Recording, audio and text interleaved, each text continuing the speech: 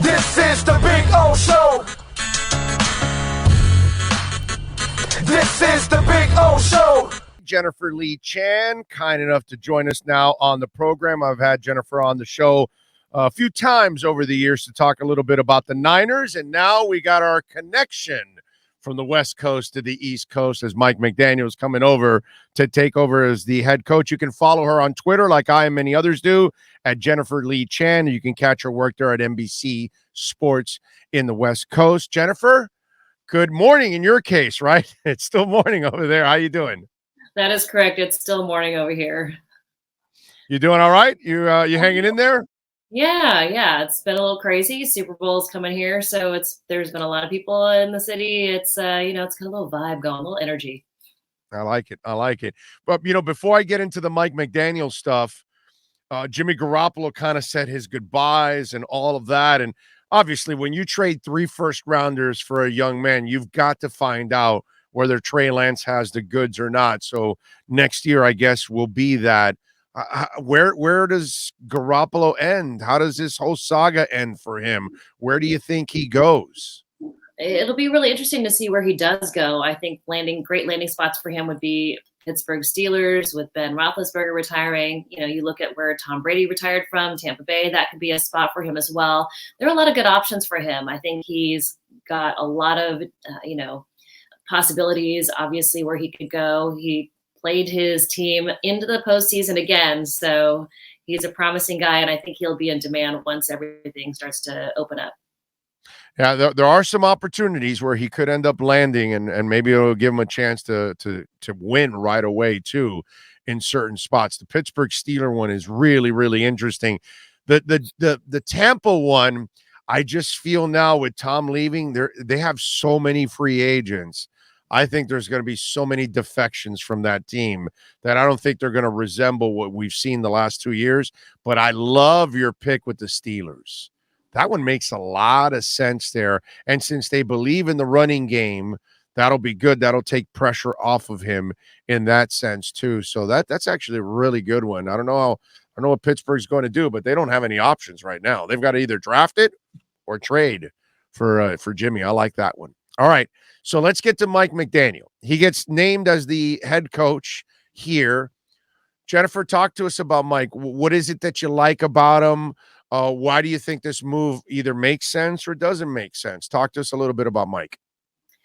Mike is incredibly smart. He's a fun guy. I mean, when you go to press conferences with him, you'll notice how his dry sense of humor. He's got a great sense of humor. He's got a great relationship with players. He has been around the game of football for such a long time, since 2005. He's really young, but has so much football experience and is incredibly smart. He's one of those guys similar to Sean McVay. I mean, they all come from the same tree where, you talk to him about a play, he knows exactly what happened every single play. One of those incredibly crazy memory banks where he photogenic. Yeah. Yes, exactly. And just incredibly smart. Now, he's been involved with Kyle Shanahan in the run game since the beginning. That's his specialty. Kyle Shanahan relies on him an incredible amount during play calling. So, I mean, he's a great guy. I think he's going to surround himself with guys who will help him in his first year as a head coach. But I mean, he's set up for success. He's, got great relationships with players and has a lot of experience in the game. Now, and you just said that he not only helps design the plans throughout the week, the offensive game plans, but he does make some calls during the game, doesn't he? Because you just said Shanahan kind of relies on him. While Shanahan's calling a game, sometimes McDaniel will tell him something, or he'll ask McDaniel's help. How does that go? How we've come to learn how it happens is that Shanahan will call for a run play or a pass play, and then Mike McDaniels will send one down through the intercom or through the PA system to him. So there's a lot of communication between them during the game, but he obviously calls Mike McDaniel for the plays, and then it goes down to Shanahan. Shanahan makes the final call. That goes into Jimmy or whoever the quarterback is. So there's a lot of communication there. So it'll be interesting to see Mike McDaniel be able to do it on his own as well. So McDaniel makes a play call that Shanahan then relays, and he'll either tweak it or adjust it or whatever, or call the play that McDaniel called, in other words. Is that what you're saying? Yes, that's correct. So then So for people to say that he doesn't call games, that's not true, actually, because I doubt McDaniel. I doubt Shanahan is changing a bunch of his calls. He's probably changing a couple because every coach has to do that, but he's probably relying a lot on Mike throughout the game. Then, He absolutely is. And, he's the one up in the booth. He sees how the defense is lining up. He sends it down to Kyle, and that's where kind of Kyle is the final word, but really Mike McDaniel does do a lot of the play calling, so to speak.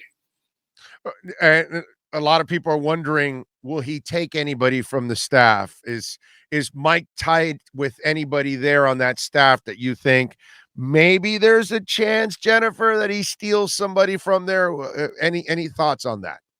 I mean, there is a possibility, but again, he's been around the league so much. He's got a lot of connections. He knows a lot of guys. So he's been on several teams. So there is a possibility that maybe he takes one or two guys from the Niners. I don't know how Shanahan if he'll let him do that. I know he can kind of say, no, you can't take people, or you can. I think he did the same thing with Robert Saleh.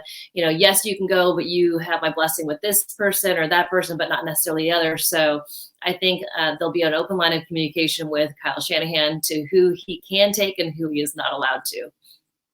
When you look at Saleh and McDaniel, how do you decipher the two? I'm not going to tell you which one you think is better or whatever, because they're actually two different types of coaches.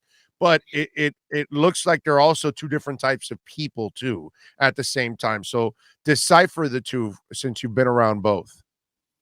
Saleh is his energy during a game is just, you see him. There's so many clips of him on the sidelines just going crazy. I think Mike McDaniel, he's also been up in the booth, so he's a little bit different. He's not been on the field, so it'll be different to see him when he's on the field with the headset on and all that. He's incredibly enthusiastic as well, but I think not as visibly as Robert Saleh is. They've started to show a few clips of Mike McDaniel in the booth, but he's a little bit more reserved. He kind of has a different kind of snarkier sense of humor. I think Robert Saleh is a little bit more straightforward, but they're both great coaches. Well, I don't know how you look at it from your point of view, 3,000 miles away, but we've kind of, I guess, I think overall in sports, it's the same thing as the Dolphin Nation, that it's kind of split, Jennifer. There's half that believe in Tua, and then there's half that don't think he can do it. I'm on the half that I believe he can be a winner in this league. I just truly believe they have failed him in every way possible on building around him, and I thought Flo did a bad job of it. Unfortunately, I think McDaniel will do a better job. But from your point of view, from afar, how do you view Tua? You've seen enough? You don't think he's the guy, or do you think they haven't done enough like I do, and that now maybe McDaniel, we can actually really find out if he can get it done? Where do you stand with Tua? I think the great thing about Mike McDaniel is that he's got so much run game experience that he's going to take the pressure off of Tua. So I think it sets up anybody for more success than, relying heavily on him for the pass. I think that you look at the league now, and it's so much where, what have you done for me lately? You get drafted as a top pick. You've got to go in there immediately and start producing. It's just not fair to the rookies. Still, Trey Lance, top pick. He didn't play football all last year. You look at him when he played in the game, he clearly wasn't ready. Kyle Shanahan, that's why he went with Jimmy Garoppolo over Trey Lance, because the experience is going to help you in the long run. So I think Trevor Lawrence didn't have help, and we know he was probably more ready than most, and the poor kid had a rough year, and I don't blame him. I kind of blame the environment around the guy. Exactly. And you look at, Mac Jones had the best year of all the rookie quarterbacks because Bill Belichick didn't put a ton of pressure on him, had a lot of run game scenarios going around him. So the less pressure you put on a young quarterback like that, the more apt they're to succeed. And so I think that Mike McDaniel being your head coach, that'll help him out a ton. And I think they should give him a chance for sure. And by the way, you said a lot of what I said about McDaniel in the run game, that because of his true dedication to it, that's going to take pressure off of not just Tua, but any quarterback that he would coach for. So I am with you. By the way, follow her on Twitter at Jennifer Lee Chan, and you can check out her work there at NBC Sports out west there, covering the San Francisco 49ers. Jennifer, as always, thank you for taking some time. Look forward to doing it again. Appreciate you. Of course. Have a great week. You got it. There you go. Jennifer Lee Chan. Excellent stuff. And that's exactly what I was telling you, what she said about the run game. And that is going to make life easier for any quarterback, but it's going to make Tua's life balanced.